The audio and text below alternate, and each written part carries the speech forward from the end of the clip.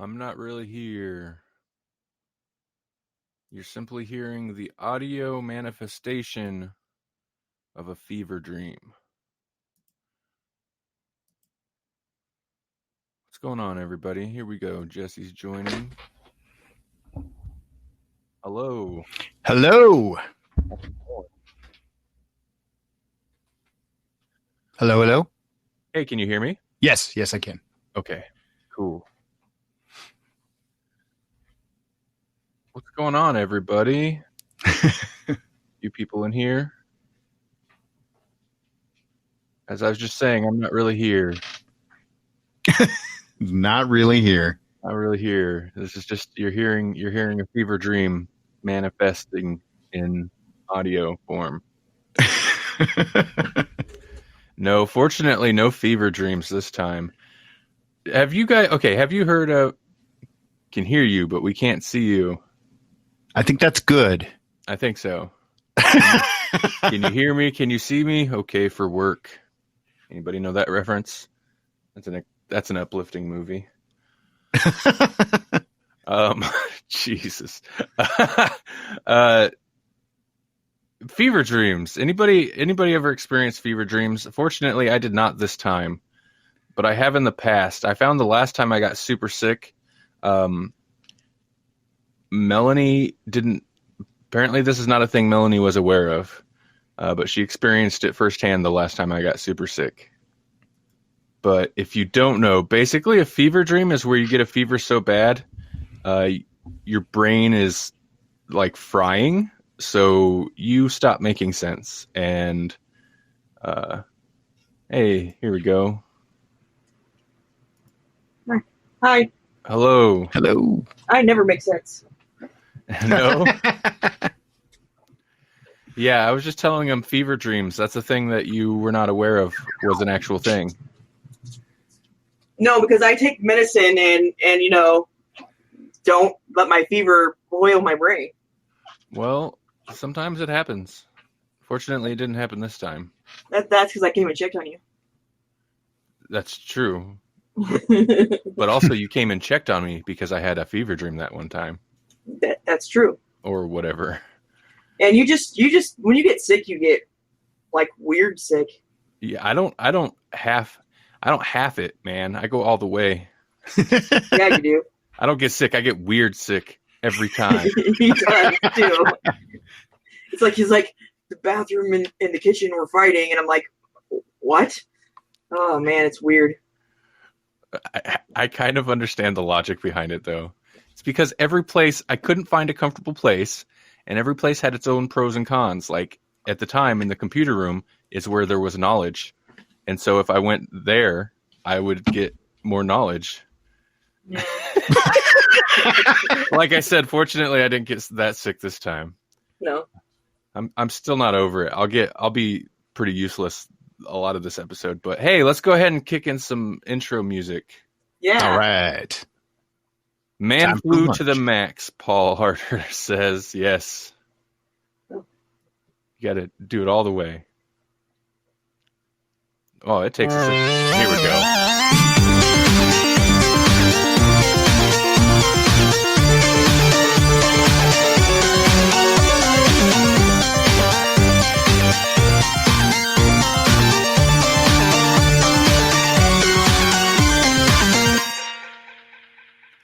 See, no wonder Pluto TV kept advertising to me.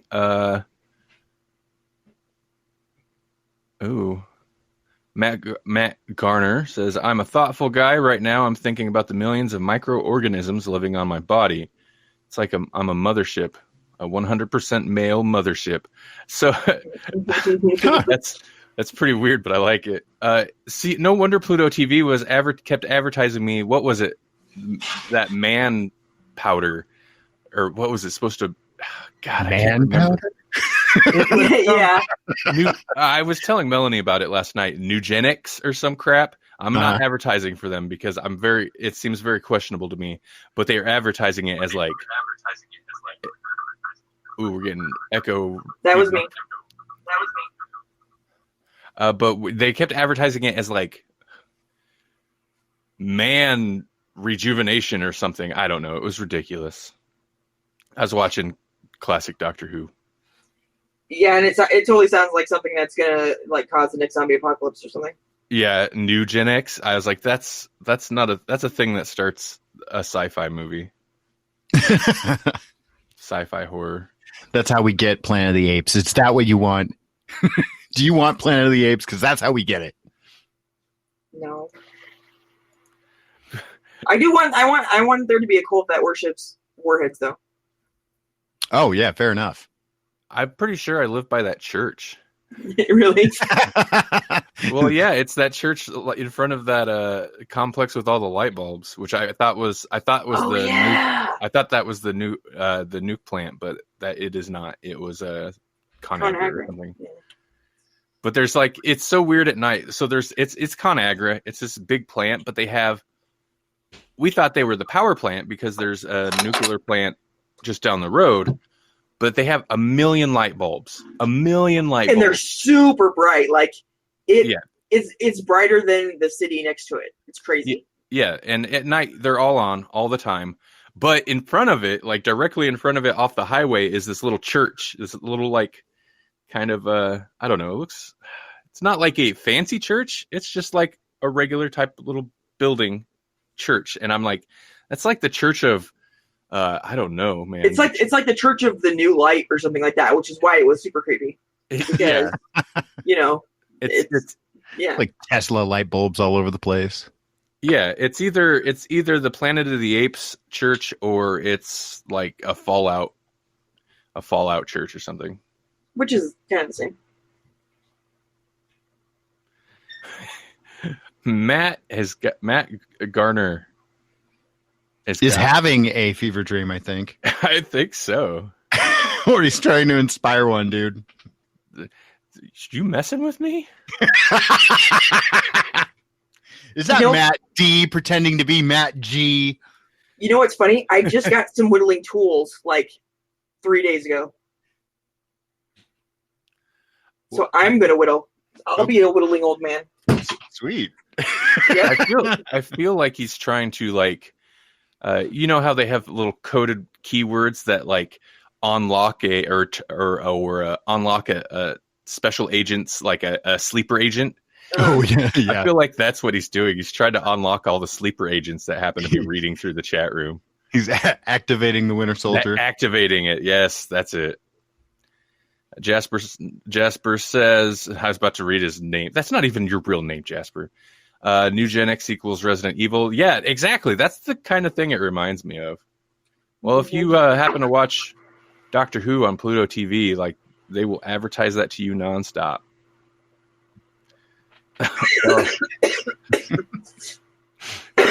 Excuse me.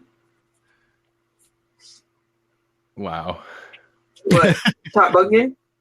Just Matt's ongoing tangent. It's pretty entertaining. Or maybe it's coded to cause epilepsy. I don't know. Oh man, I hope not. I'm gonna stop reading the chat then. Oh boy. I don't know. Epilepsy. I've never tried it. Maybe it's fun. I don't think that's good. I think that's your brain like misfiring. So I'm gonna try and stave that off. So what's our topic for today? Well, you guys are going to talk about a movie, but I feel like we're missing some key people. You're right. They might be here soon. Hard to see who's in the chat that normally would be. Yeah, we don't have Matt D and we don't have Maggie, but yeah, Maggie's the reason we went doing this stupid movie anyway. Not that it's stupid, but, right. So I guess we can just.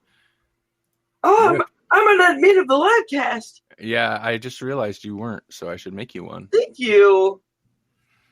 So I guess we could react at the news. Yeah, sure. Sure, we could do that. Okay, I'm just gonna pull up my my little RSS list. I didn't have time to put together anything, so. Well, we still have a bunch of news items in the show notes. Yeah, That's true. That we have not even touched on. Because I think we got partway through them on Friday and then just stopped. I don't know. Sometimes we get going. Sometimes the chat is more engaging than what we're talking about. And yeah. Oh, I do have something. I learned a thing last night. Whenever it was I was watching TV. I learned a thing. So, there was a Child's Play. That's so funny, Paul. Evil Dead. I just actually pulled a story about Evil Dead up because that. Okay, we'll do that real quick then. Sam Raimi teases a return to the Evil Dead franchise, which is pretty cool because it just left. Like it was just here not long ago. What's the tease though? He says. Apparently, Sam Raimi told Bloody Disgusting, "I'd love to make another one. I don't think TV is in its future, but we're talking about Bruce Campbell, Rob Tappert, and myself. One or two different ways to go for the next movie. We'd like to make another Evil Dead feature, and in fact, we're working on some ideas right now." Oh, that'd be cool. I'm down for that. I'm down for evil everything. I still have to watch the last season of Ash vs. Evil Dead. I'm curious how it would go because Bruce Campbell made it sound pretty definitive that he was done playing Ash. Well, but does he say that on a regular basis? I don't know. Probably. It's not like they've rebooted it and then ignored the reboot, which is actually a segue. Okay. Matt, I think you're copy pasting stuff. I'm pretty sure that's what's going on. Oh, well, as I was responding and stuff. Whew. Yeah, he's copy pasting. So sorry, Matt Garner, you're going to get blocked. If you're really not somebody I know, you're going to get blocked. But if you are somebody we know. Nah, it's the same thing over and over. Blocked. All right. Well, darn it. He was more interesting till it turned out he was kind of a creepy bot type person. Maybe he wasn't a person at all. No, he's a bot. Oh my. A very thoughtful bot that had lots of questions. Yeah. Bought and paid for. Okay, so the thing I discovered was, darn it, I had a good segue going too. Speaking of movies that were rebooted and then the reboot was just ignored. So, okay, so Child's Play kind of reboot just came out. Yeah. Well, apparently, and this is something I discovered by a YouTube video, so it's got to be true. So there's Child's Play 1, 2, and 3, and then the creator of the franchise went to a different studio, and that's when they became Chucky movies, Bride of Chucky, Seed of Chucky, blah, blah, blah. Uh-huh. So the most recent reboot of Child's Play is actually has nothing to do with the original creator, the studio. Like there's kind of a weird rights split. Like they have rights to a Chucky doll type character and the name. Meanwhile, the original creator still has the rights to basically the same stuff except for the Child's Play title. So all the Chucky stuff. So basically they remade that movie, or they rebooted that, did the Child's Play movie. Meanwhile, the Chucky movies themselves is still an ongoing series, and the original creator still plans on making more beyond, what was the recent one, Cult of Chucky? Yes. So it's an interesting case where a right split leads to it being rebooted while the original series is still going. So it's kind of like Dawn of the Dead and Night of the Living Dead. Yeah, basically. Yeah, totally. Where they reboot it, even meanwhile George Romero was still making sequels to. Yeah, definitely. I mean, it's so confusing. That's the world of intellectual property rights. So it's the same kind of deal with Evil Dead and Army of Darkness, right? Yeah, I think so, because like S-Mart can't be in Ash versus Evil Dead or whatever. Yeah, and at least back in the first season, I think it was, where he kind of did a little recap. He totally ignored Army of Darkness, which kind of seems like a major thing he'd mentioned. Like, oh yeah, and also I got sucked back through time. Yeah. But yeah, that's because the rights fell with a different company. Exactly. I think they were looking to remedy that eventually, but I'm guessing maybe they weren't able to.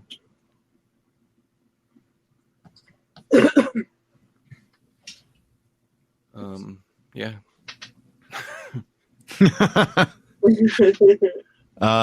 Do you want me to jump into some of this news stuff that we got?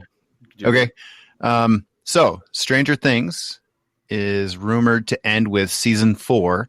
Evidently, the original idea was to end the show after 5 seasons, but that seems to have been scrapped as the whole kids versus evil hook can stay kids versus evil and not young adults versus evil, if you know what I mean. Of course, this is just a rumor at this point in time, but we will make sure to keep up to date on what's going on behind the scenes of the hit Netflix series.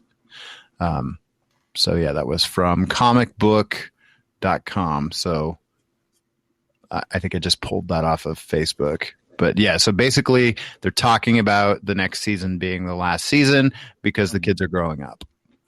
That makes sense. They're starting to get awkward. We got to get rid of them.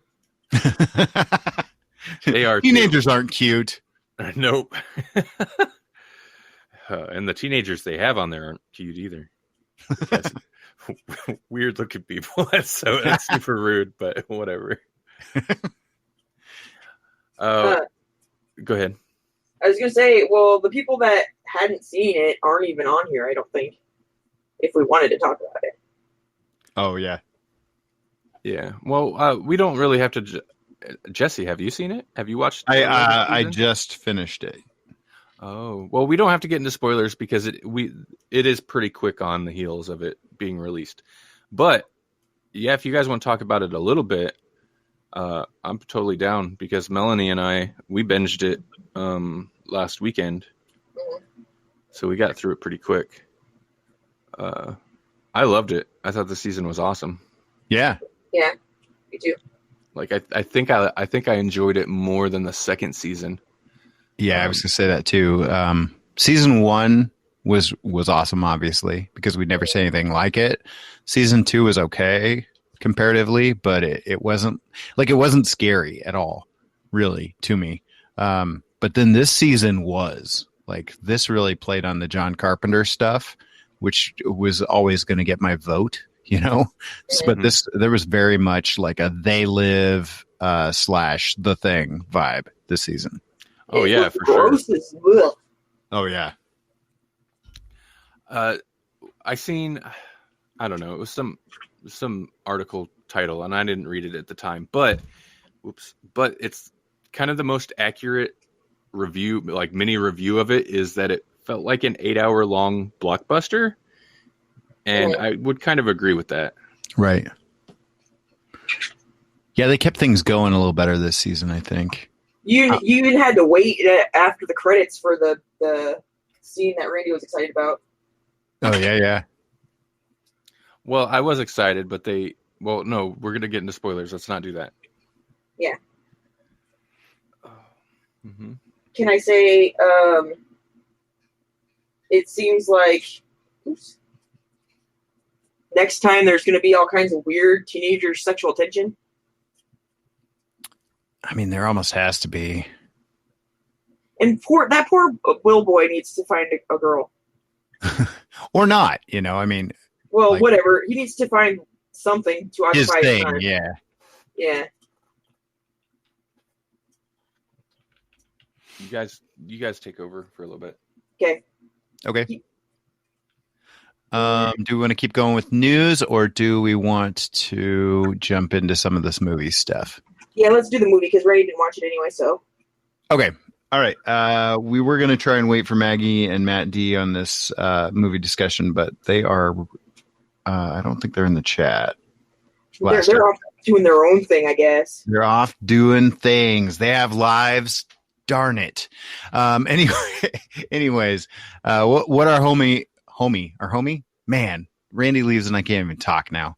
Our movie homework for today, we kind of decided on, I think it's a Netflix original, or if not, it's like a Netflix exclusive movie called The Ritual, and it came out, and it must be just something they got exclusive because it came out in 2017. So it's either been on there for a long time and I just didn't know it was there, or it's something that they added recently. I think it's been on for a while because I don't really remember when I saw it, but it's been a little while at least. Okay. I mean, it's likely because there's a whole lot of like Netflix horror that I've just barely scratched the surface of this stuff. So if it doesn't like hit the, the Stranger Things / Bird Box level of hype, I may not even hear about it. Right. I watch it all. I'm kind of sold on it because it's like, this one was really good. I'm kind of curious if it's, if it's something that they foot the bill for, or if it's just Netflix. I think I have it.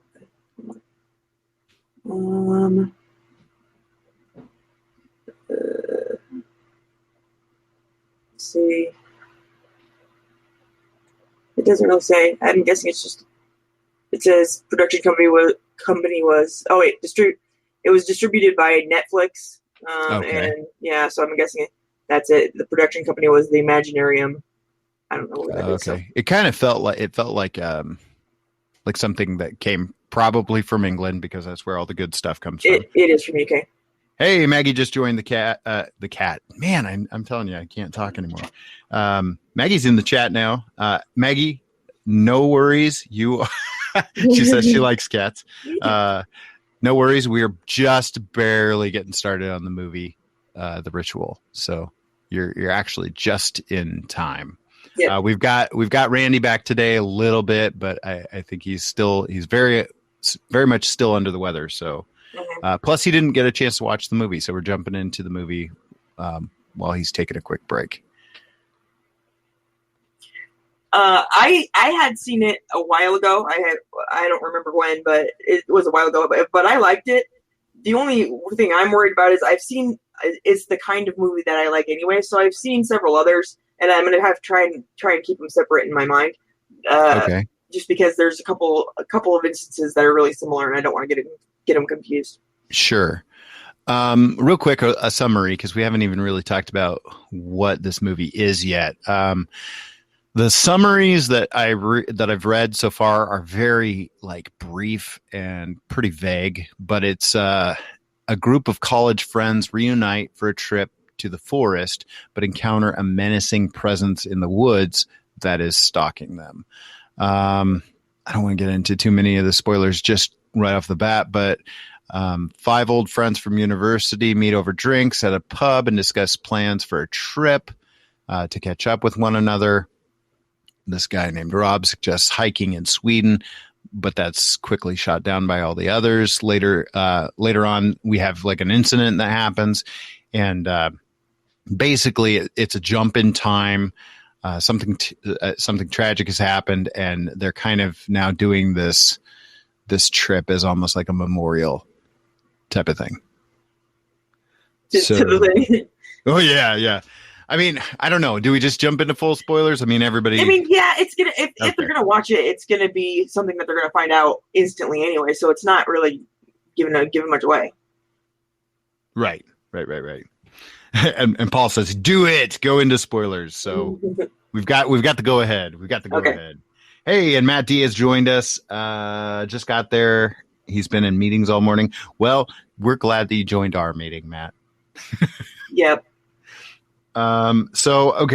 Jumping right into whether or not did we like it? First off, did anyone notice? This makes me highly suspicious. Matt D joined, and then Maggie joined. I don't know how.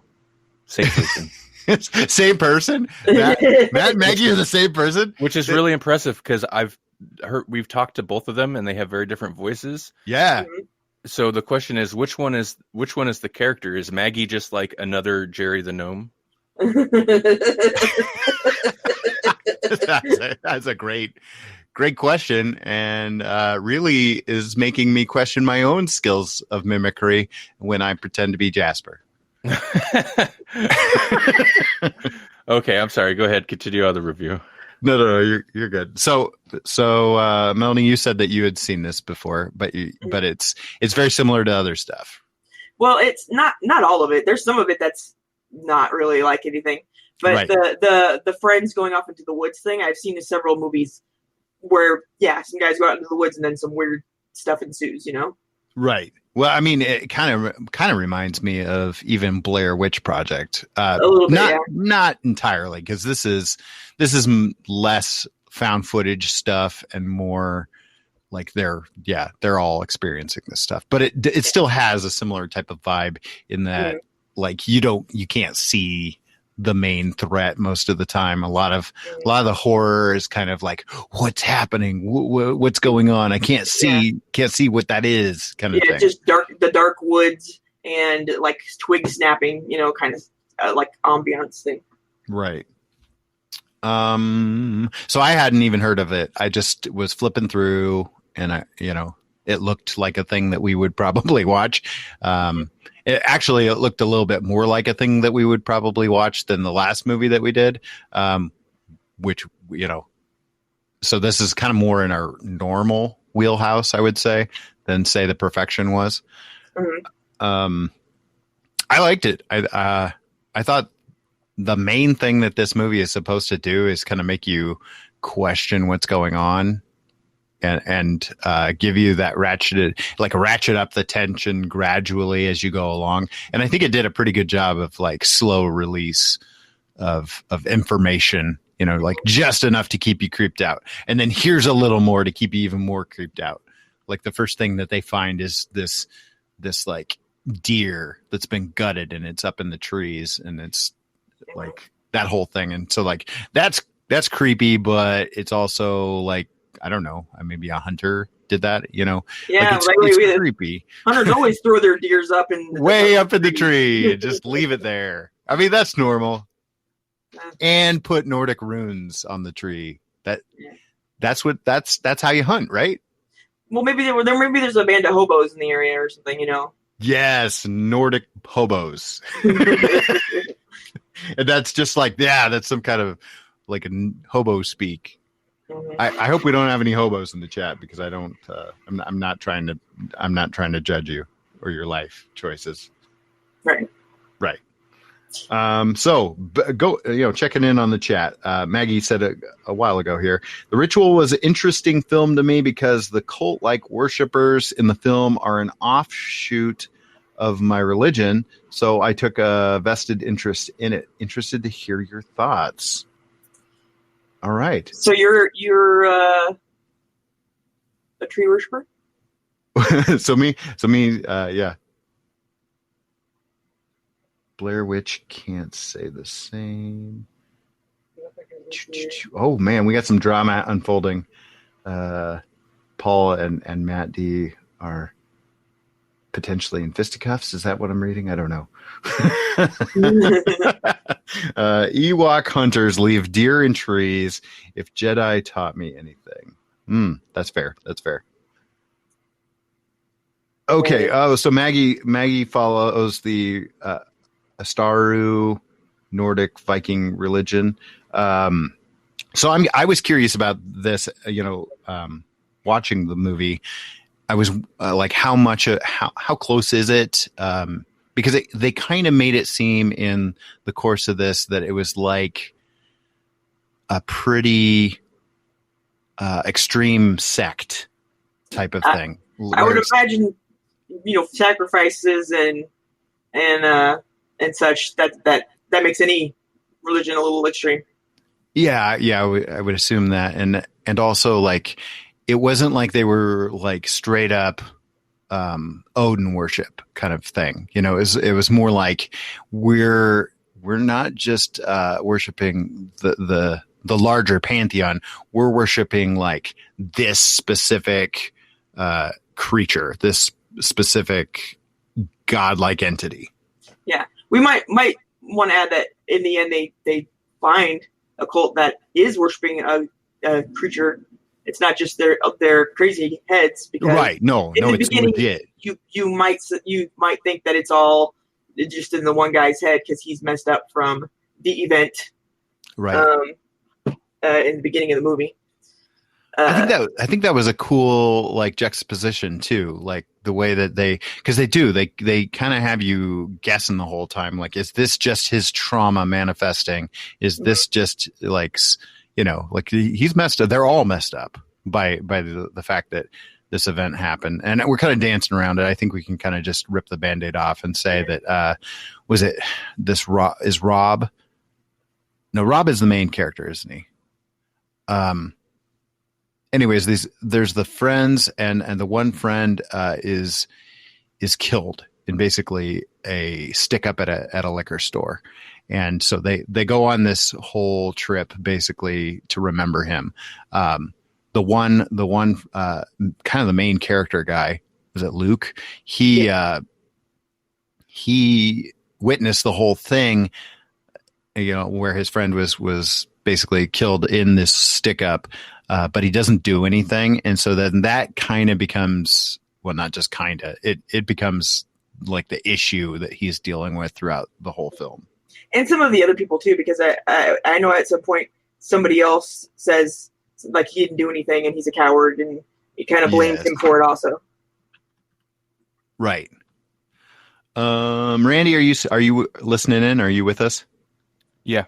Okay, Maggie just said in the chat that she is happy to share some thoughts if you'd like, but doesn't want to take over. I think, like she had said yesterday that there's a part of the film that is one of her favorite things. So if she would like to call in, I'm game. I'm game for that. Yeah, go for it, Maggie.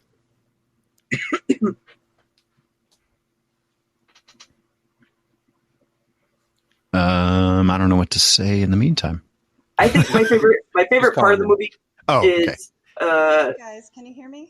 Yes. Yes. Just 1 second. Let me walk to some place that's not quite as echoey. I'm in a historical building today, so. Okay, so I really like the movie The Ritual. I was not joking when I said that there was a scene in there that was one of my all-time favorites in any type of scene. I love scenes where the suspense is built up based on what you don't see as opposed to what you do. Right. I love films that do that. And this isn't necessarily a spoiler for anyone who hasn't seen the movie because it is so small and it is so quickly.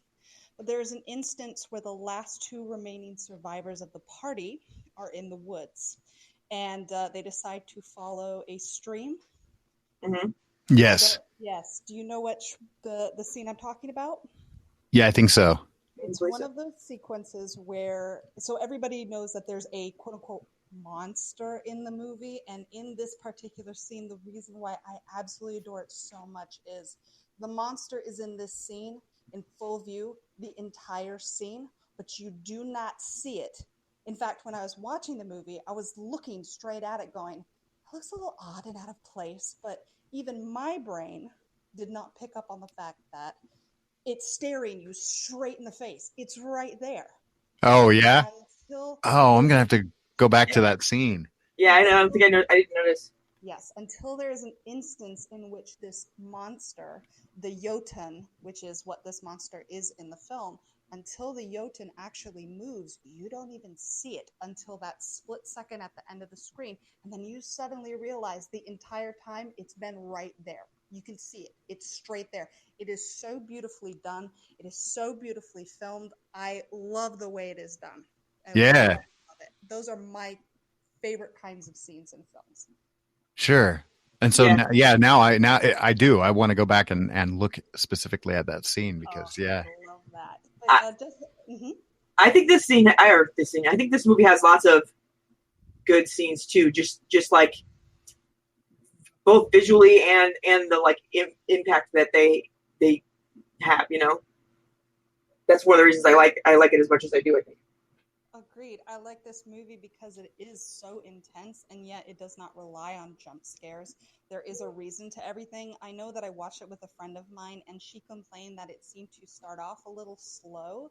But since this is not an outright horror film, in my opinion, it is more along the lines of that psychological thriller with a few supernatural elements tossed in. This is not a movie that needed an extremely fast pace. It did what it needed. The movie itself is actually relatively short when you think about it, but Right. it gets everything that it needs to get across in that amount of time, and it's great. I love this movie. I think it's very well done. I like the juxtaposition, everything. The mise en scène is freaking phenomenal. It is so beautiful. And the 95% of the movie is these men and they're in the forest. And despite having forests are huge, it really, the way that it is filmed, it really emphasizes the claustrophobia of them progressively getting more and more lost and that frantic and panicky feeling. I just love it. Was this okay? This is one of the things where I'm not sure if it's this movie or another movie. Was it this movie where they found like a campsite that was lost under some like trees or something, and they were like somebody else had gotten lost and died out there, and that kind of added to the, or is that a different movie? Well, it was in the I'd say about the halfway point of the film, maybe slightly before that. They end up it really puts into motion those supernatural elements. And I like that because in this movie I think it really it kind of parallels the frame of mind that somebody does falling into madness. It gets slightly more worried and stuff like that. And then the scene that you're referring to is at the point where it really starts to go into that madness. And they happen upon this abandoned encampment. It's not really an encampment. It's kind of like a cabin in the middle of the woods. It's old, it's mossy. There's various things inside the cabin that, they determine somebody has lived here, but you can tell that it has not been inhabited for a long time. And, and that's where they end up getting the brunt of that supernatural thing before they start getting picked off, for lack of a better term. The one guy worshiping in the attic thing, that was probably my favorite thing. So just to give a slight bit of it, like I said, this movie to me was very, very interesting, and I took a vested interest because my religion is Asatru. I'm a follower of the Asatru faith, which is basically the old Viking religion. I'm not going to get into that too much because there are those that may not agree with it, but it is my religion. And the cult that is in this film is one of those very offshoot psycho cults that basically come out of it. And basically what they're worshiping is a Jotun, which are these gigantic beings, which were they start in the Vikings. They were the first beings in time and space and help to create what we know as Earth. And then this particular Jotun was actually is described as a child of Loki. So this is basically a bunch of Loki worshippers is what that is. Exactly. That's why there was destruction. That's why there is definitive follow me or not. And I'm giving you the choice because I like to play with your mind whether or not you're going to follow me. I like to, that's very much Loki's way. Also, in Viking mythology, there is an 8-legged horse, and which is an offspring of Loki, and so this is why you see this as half animal, half creature kind of thing. There's lots of nice little nuances that ode to the Asatru faith and to the Viking mythos and things like that. And this is those crazy cult worshippers, which I can't sit there and go, oh, I hate it because, this is my faith and they're making fun of it, makes it look right. Blah, blah, blah. But in every single religion, there are extremists and crazy people. And there are Asatru extremists and crazy people, I'm sure even today. Sure. Yeah, obviously not. As far as the thing in the attic or whatever it was, I'm searching for the word for what that would be called, but like, is what I yes, an effigy. Yeah. Was that, is that an effigy that was supposed to reference the Jotun?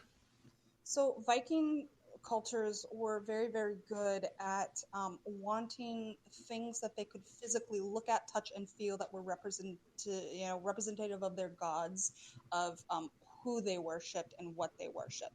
And a lot of them believed that it was a direct line. Runes were another one of those things, which is why you see them carved a lot. There are charms and things from a lot of different religions and faiths and cultures, and this is theirs.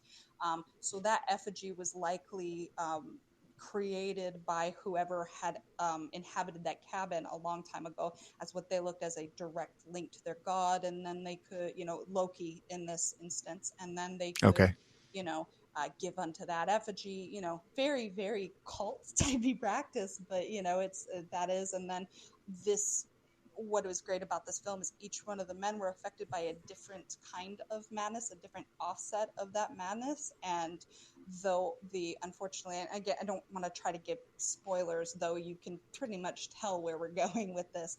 The gentleman the character who ended up passing due to this, who quote unquote woke up worshipping, he is that fear. He's representative of fear. So he's so scared, then that's what the Jotun, the power, was feeding off of. No, but in all, I thought this was a great movie. I loved this film. Not my favorite, but certainly up there. I really liked it. Oh, that's fascinating. So then, is it Dom? His would be kind of like denial, because even when he's faced with it, he sees something else. There's denial, there's anger, there's fear, and it's all those stages of grief, basically. Right. Yeah. Oh, cool. Yes. So, no, really, really great. I'm glad you guys chose this, and I'm glad, from what it sounds like, that you have a reasonably positive view of the film. So. No, I really did enjoy it, and there was especially, was it Luke, the way that he is dealing with his own stuff, and then also what's happening around him, and how the two bleed together. Like, there's these chase scenes where he's still, he's reliving the whole thing the entire time. But then there's those scenes where his memories are bleeding into reality. I think himself for the death of his friend, and it constantly weighs on him. We see that with the flashbacks, which is another thing that I thought was very interestingly done. Like, it's incorporated into the flora and fauna of the film. Like, there's the scene, which I thought was really kind of a cool thing, where they actually had that shop in the middle of the forest. Like, yes, kind of cool. It was a really neat aesthetic. Yeah. But was that hit just him hallucinating, or was that caused by the I think you could take it as either or. We saw that this is okay. So obviously he's having flashbacks, which this is something that affected him so greatly. This is his best friend that died, and it affected his relationship with the rest of the group, and so on and so forth. And so you're kind of seeing this PTSD type of existence he's living. And then I think as it's suggested, the supernatural, because that's the other thing I liked about this film. This did not leave you with did it really happen? Was he imagining? Right. No, this actually happened. This creature within the confines of this film is a real thing, and battling and all this stuff. So you could argue that it started out as just flashbacks, and then as we saw, these flashbacks got progressively more detailed and violent, and you get a little bit of closure as he finally kind of and maybe not accept it is the right word, but he realizes what he needs to do to live out the rest of his life without letting this control every aspect of his thoughts. Mm-hmm. And I think that was the power of this creature in the woods, and so on and so forth. Okay. Well, I knew he was having just flashbacks in general because he did the whole time, but the one guy saw his wife instead of the creature, and so I was like, well, maybe it's some weird mind control thing that it's doing to make them more docile or something too. I don't know. But I thought that would. It's a scary monster is a scary monster, but a scary monster that can control your thoughts is super scary. Right. Well, there's actually some historical aspect to that too, and the mythos and stuff that went into that, and things in this instance. And I think I'll put it this way. a lot of people, if you ask them, especially if they're very big on either the Asatru faith or Vikings as a culture, they'll sit there and look at the and it's been well documented that the Marvel version of Loki is really stupid and totally wrong. And I think, as someone who follows this faith, it's not wrong. Every Loki is an extreme, he's the god of mischief, he's the god of chaos, basically. But he's the nice, I say nice, that's a wrong term, but the interesting thing about Viking gods and the pantheon and things like that is a lot of them are really, really balanced. They have good parts and bad parts to both of them. Yes, Loki as a god was very extreme. He was very, god of mischief and chaos and things like that. But you need something to balance that out. And that balance is he could be just and he could be fair. And he realized, I think the reason the film did that was a way to show that he showed the man his wife, because it was his way of saying, I'm going to kill you, but here is a little end to your suffering before I kill you. Oh, okay. That's the way I took it. I could be totally wrong, but that's the way I took it. Well, cool. Yeah. So, thoughts. What is there much else that we want to go into? Okay, while we've got Maggie on, though, we had another homework thing that I totally spaced on Monday. We talked about it on Friday. We said, think about it over the weekend. And you had an answer for the question, which was game-changing media. Yes. Something that was either a life changer or a game changer. It could be a book, a movie, a game, whatever. Something that had a big impact on you. Did you want to tell us what yours was while you're on? Sure. I'll just give a quick thing, and I'm going to tell you, and you're going to look at me like I'm nuts, but everybody has their reasons, and I'll tell you. So my all-time favorite film and a movie that is super dear to my heart is a relatively new one, and that is A Quiet Place. A lot of people who saw A Quiet Place didn't particularly care for it simply because there were a lot of plot holes and devices that they were like, it doesn't make much sense. Why would they do this? Why would the aliens do that? Like, how does this, stuff? I totally bypassed that. And the reason that this movie, and have you guys seen A Quiet Place? I have not. I don't think so. No. So, but do you know what A Quiet Place is? Sort of. Okay, so basically the reason that this film was so important to me and that I loved very, very dearly is because when it came out, I know I'm going to tell you this and you guys are going to believe me, but I'm actually going on a year now where I can hear. I was Oh, wow. I have a condition that killed my hearing, and until I got I went through an operation that helped return about 40% of the hearing in my left ear. I don't have any other hearing, but for a while there I was completely deaf. I speak sign language and I lip read, and I still have to lip read a lot, but as you can see, or me talking to you and able to hear you, I've come a long way. But I was deaf for quite a few years, and this movie was so spectacular to me because this is a movie that has, I think, 2 minutes in the entire film that has talking. The rest of the entire film is based on silence. The rest of the entire film is in sign language, and this is not crappy sign language. The main actress, the daughter, is actually deaf. She does have a cochlear implant, and she taught the entire group of actors for the film, which there are not that many. I think there's 5 in the entire film. She taught them all sign language. So it's legit sign language. It's not just quick sign, or pigeon sign, which is sometimes used for film. We saw a lot of that in Netflix's The Silence, which was kind of Netflix's answer to A Quiet Place. Another movie maybe you want to do homework on, but anyway. Right. When A Quiet Place came out, it was huge for the deaf community because here is a film that took sign language seriously, that took deafness as not a disability to look down upon. Not that deaf people are hated for their deafness. I'm not saying that in any way, shape, or form, but it's very hard in a world that is so reliant on one sense, specifically hearing. If you think about it, how much you rely on hearing every day. Sure. for a long time, I couldn't even go through a drive-through for a McDonald's because I couldn't hear, kind of thing, little things. So this movie was very, very special to me because here was a movie that, even though I could not hear, I did not have to use my ears to hear. This was the first movie really of its kind that did that. And there are scenes in that movie where there's no sound, there's no music, there's no ambient noise, there's no nothing. And so people in the audience can look at this film and get to experience what people like myself had to go through every day, being deaf. So that's why this movie is special. I'm super excited that the second one is in production. I'm really excited. So yes, it's my favorite movie, my number one movie for those reasons. Is it the greatest movie in the world? Certainly not. But that's why the movie was so profound for me.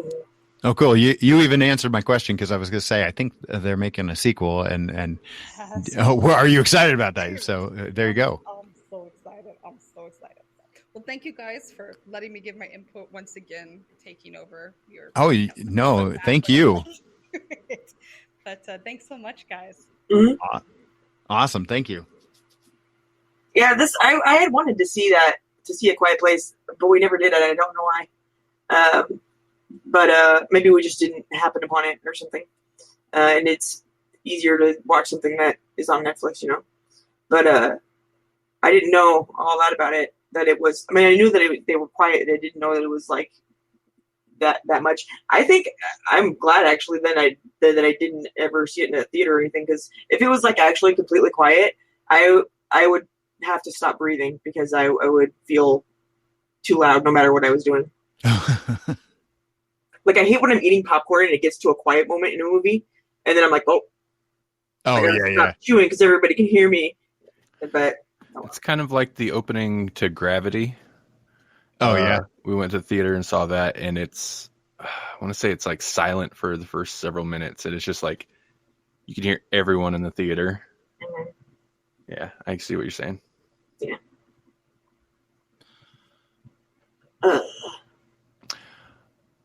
All right, so kind of like that. Kind of like that. It's silent. I need some popcorn. All right. Well, let's see. Do we want to go into more game-changing movies? Do we have any in the chats? Movies. Sorry, I've been kind of neglecting the chats, but I see that Randy has been kind of in there complaining about Vicks. Because it's gross. It is gross. It is. I like it. Ew. Well, you can, it's great.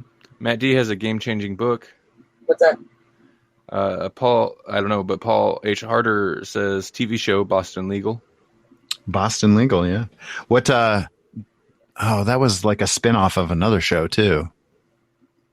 Neverwhere. I love Neverwhere. Oh, Neverwhere is a great book. Mine, I got one. Johnny Got His Gun. That was the first book I loved and hated. I threw that book across the room at the wall like 4 times and cried, but I loved it. It's depressing.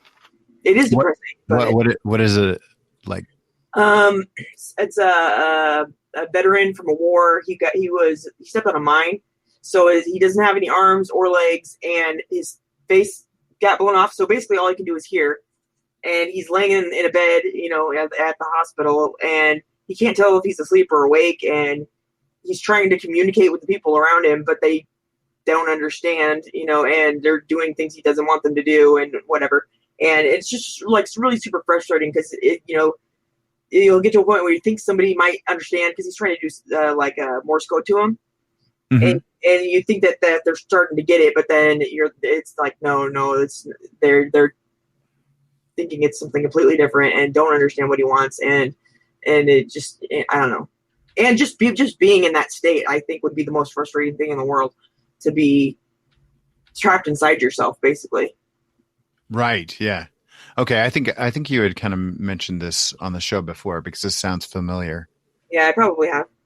I think we were talking about fears and like this was one of your legit worst fears or something like that. It is. Yes. It is. Oh yeah. I can't imagine it. Be buried alive. But anyway, that made, well, I mean, I've always loved horror and stuff, but that gave me a better idea of the things that I'm really afraid of. I'm not afraid of horror. That's just entertainment. That's the kind of stuff that terrifies me. So don't step on landmines. Amen. I don't know. I'm trying to think of what I would consider game changing. Like as far as video games, I think two come to mind. One is Legend of Zelda, because it was like the first time that I feel like that game it was one of the earliest Nintendo games, and it still seemed like it was basically pushing the boundaries of what that game system could even do, which I think is why half the time the game didn't work for me, because like the little battery or whatever that would save the game, like sometimes those would just go bad, I think. And then that was the number one game that we had a hard time like getting it to boot. So if we could get that game to boot, we were playing it as long as we possibly could. Mm-hmm. And there were even times where we would just leave it on. Even if we couldn't play, we'd just like leave it in the pause screen and keep it on because we weren't sure when we would get a chance to play it again. Because we of course we blew in the cartridge because that's what you do, right? Yeah. we did all the tricks where it's like, okay, you got to shove it all the way over to the left and then push down when you put the game in. Like there were all sorts of different tricks that you would do. But that one was kind of a game changer. And then the other one that comes to mind, and again, a game, was Chrono Trigger, and it was a time travel game, which I loved. It had all these different crazy ensemble cast of characters, and you could basically play out, each one of them had a backstory, and you could basically play it out depending on where you went in the little world. So, I would say, for me, a movie would be Lost Highway, the David Lynch movie. Yeah. Because it's so weird, and it was one of the first times where I was like, wait, what? This can be a movie? A movie can be this? Like it doesn't, when you look at the overall plot of it, it doesn't make sense. Like one character completely changes into a different character halfway through the movie, and then we follow them for a while. Like, it's very bizarre. So yeah, definitely that. And Alfred Hitchcock's Psycho, just because it's great. Oh yeah. Yeah, I don't know in terms of movies. I joke, like this. What kind of inspired this was that I joked that Bill and Ted was a game changer for me, and it was and it wasn't. Like, I mean, it's not like it changed my life or anything, but at the same time, it was like I just dig movies like that where the main characters are like so totally their own people. Like. That whole personality thing, like the dude in The Big Lebowski. Like I really like those kind of, like, this is a guy that's just living his life, man. Mortal Kombat, not the movie. Mortal Kombat, yeah, that's a life changer. The game, because it was so cool, and it came out for me at the original game, Mortal Kombat, and Mortal Kombat 2 came out at the perfect time. I was young, but you know what? I've still yet to rip a single spine out in real life. So I think everyone's complaints, all the people freaking out in the early 90s, they were wrong. But yeah, it was just super cool. And I sunk so much time into Mortal Kombat, and I wasn't even necessarily good at it, but it at least 1 and 2, it was such a cool world. So yeah. I enjoyed that meshing of like horror with martial arts with sci-fi. Like, it's such a cool combination of things. Paul says, and I haven't spit acid. Yeah, me either. Not once. I'm pretty sure they were very concerned about that. I haven't spit any acid. I haven't thrown any fireballs or ice balls. No spears attached to chains. Well, good job. Yep. It's hard to fight that urge every day, but hey, there was a couple times when GTA first came out. Not the first one, because that one was like a top view one, but the one that's like the one we're used to. When I first played that, I played it for like the whole day, and then I had to go drive somewhere, and I was like, I totally want to like start ramming into people and like run over hookers, but I didn't. Not a single hooker. Not one. Nope. And dude, Rockstar Games. I want to say the first GTA game I played was Vice City, and it just not necessarily life changing, but in terms of game changing, like the Rockstar, they nailed it. They're consistently, I don't know. I'm glad they make all the money in the world because they do it well. Red Dead Redemption. I haven't played the second one yet, but the first one was awesome. Paul Herder says, I do throw my hat at people occasionally, I do throw my hat at people and occasionally yell, "Get over here." Yeah, that's fair. I flip people off and tell them bad words. You tell them you suck? I do. All right. It's I think we're at the end of the show. Yeah, we made it. We made it more than an hour. We made it more than an hour. What else? What else can we say? Maggie says my husband tells that to our dogs all the time. We were going to talk about the Grawlix Patreon page if you guys are interested in supporting the show. Obviously, all these episodes, these live casts, they get put up here at Castbox. You can find more of our normal episodes at grawlixpodcast.com. And we also have the Grawlix Patreon, where you can hear kind of like what we do here. Just kind of random rambly pre-show topics where we just kind of talk about whatever to get ready for the show, for the main show. And it's basically like this. What? Sometimes it's better. Yeah, well, yeah. It kind of is, because it's basically like the random stuff we want to talk about before we actually talk about our topics that we've got chosen for whatever episode. But yeah, there's over 50 bonus episodes on Patreon page right now. So, and we kind of have themes. Like we try to describe them pretty well. Isn't that tier only like $1 or something? Yeah, just $1. So that's $1. Yep. That's a lot for $1, huh? I'd buy that for $1. And that helped us to defray a lot of our costs to go to Okamicon this year. It did. It definitely did. And we got that awesome banner. Right. And the new business cards, which are some kind of awesome millennial term like swagalicious. Is that a millennial term? I don't know. I think I made that up, but now I'm going to use it. Swagalicious. But all right, we'll be back Friday, guys. Hopefully, I should be feeling better by then. You better be. I'm on the upswing, so yeah. So we'll be back Friday. Heck yeah! The voice. I got $1. I got $1. I got $1. Hey.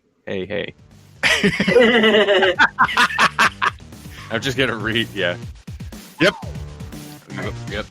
All right, everybody. Thanks for tuning in. Or what do you call it now? It's not tuning in. Clicking in. I don't know. I don't know. Let's call it swagalicious. Dropping in. Thanks for dropping in.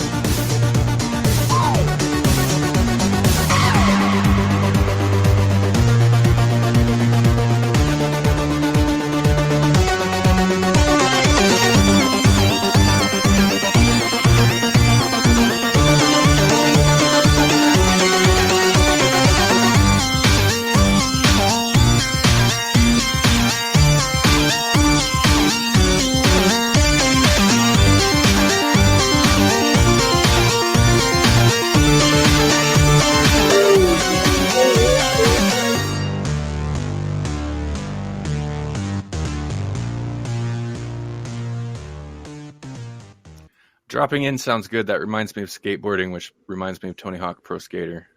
Oh, that's game changing too. It is game changing. I love that game. I was good at it, and I'm not good at games. So I wish they would make good ones, man.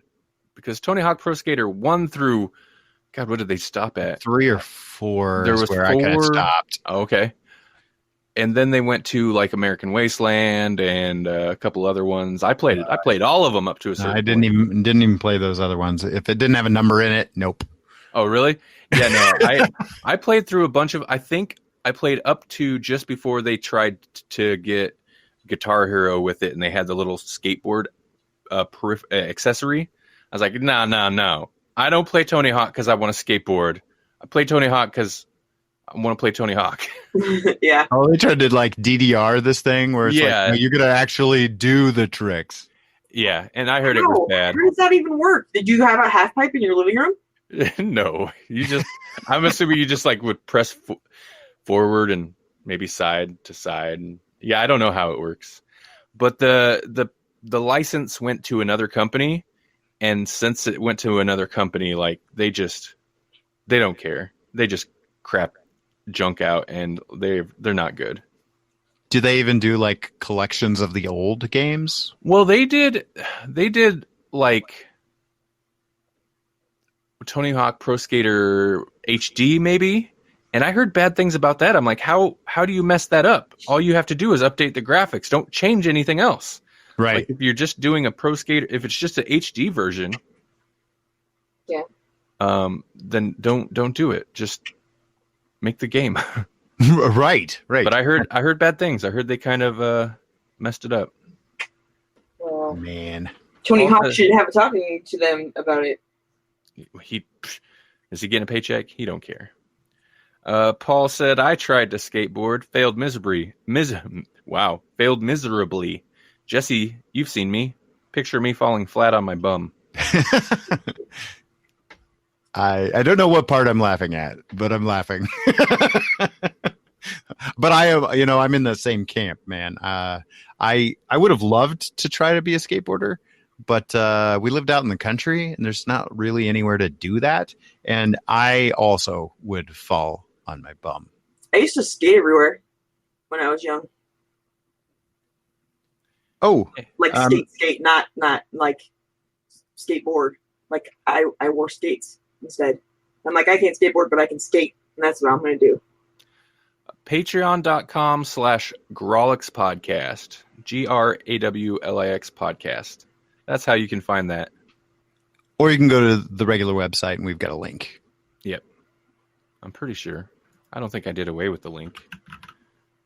I did move some links around. Yeah, I think it's a little lower on the page now because I had to put our live casts up there somewhere. Sure, yeah. But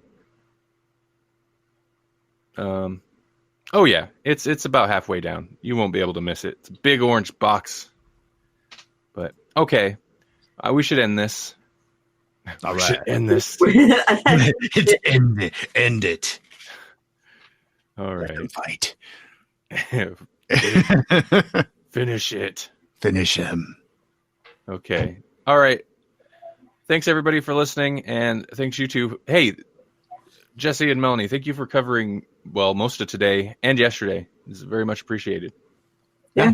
Yeah, you bet. That's what we're for. We're a team. We're a team, guys. A team. I like it. All right, everybody. Talk to you later. Bye. Peace out.